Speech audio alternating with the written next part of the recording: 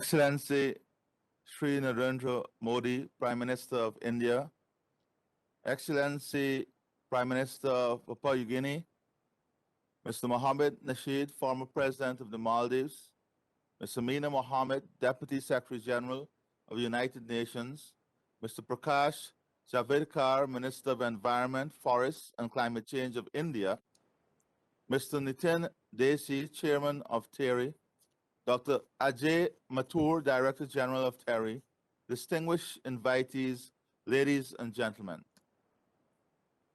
I am pleased to be able to join with you today at this inaugural ceremony of the 20th edition of the World Sustainable Development Summit under the theme, Redefining Our Common Future, Safe and Secure Environment for All. At the outset, allow me to commend the Energy and Resource Institute, TERI, for sustaining this initiative in which the government of Guyana has been participating since 2011. This forum has allowed for Guyana to strengthen its relationship with TERI and the government and people of India. The last occasion Guyana addressed this forum, our then president, Dr. Bharat Jagdev, noted that, and I quote, "The time has come for societies to utilize available technology and innovation to use less and achieve more, while at the same time pursuing incentives to align profit with sustainable practices." That message is even more relevant today as we confront the challenges of recovery from the COVID-19 pandemic and we continue to confront global poverty and climate change. Indeed, the time has come for us to redefine our common future, to reaffirm our common values, to address the extant global challenges we face, and to work together to create a better future for our people and planet. Guyana remains committed to its obligation under the Rio Conventions and the Paris Agreement.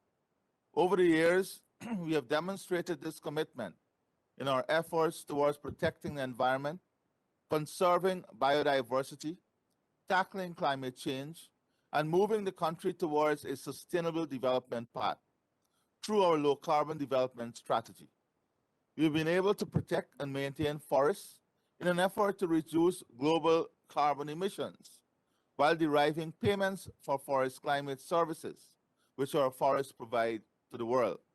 The revenues earned from these services have been invested to enhance growth and promote sustained livelihoods along a low carbon trajectory without impairing national development.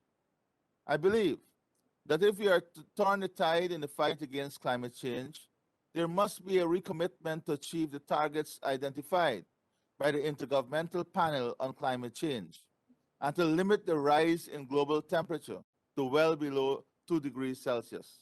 All nations, therefore, must accelerate change towards low carbon development pathways. Technology remains critical to this objective. Many of the technological solutions necessary to increase efficiency and productivity and to reduce our environmental and carbon footprint are already available to us.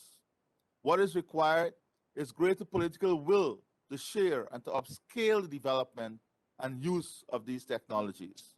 In this regard, there is a critical role not only for governments, but the private sector and organizations such as TERI to help to facilitate technology transfer and uptake. I would like to take this opportunity to commend Prime Minister Modi and the government of India for the many initiatives being undertaken and led by India, in particular the International Solar Alliance.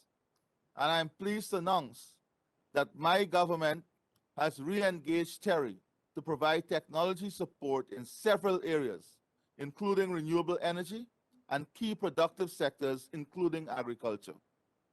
These opportunities need to be upscaled if we are to respond with the urgency and boldness required to address climate change, sustain livelihoods, and protect the environment.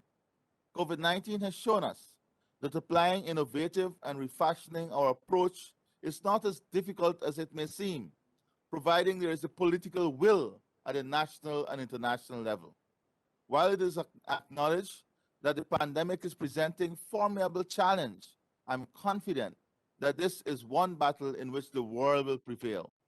And this should inspire us to overcome the challenges of creating a better life for our people and planet. So in the coming days, as this important meeting deliberates on the question of redefining our common future, let us also recommit to working together to secure that future. The Paris Agreement has managed to bring us all to the table, developed and developing countries, north, south, east, and west. While our circumstances are not all the same, we aspire to a shared future in our common home, the planet. Let us commit to working aggressively to secure the future. The twin challenge of the global pandemic and natural disasters has already reversed, in many ways, the gains of the developing world in achieving the Sustainable Development Goals. India again has provided good global leadership in addressing these issues.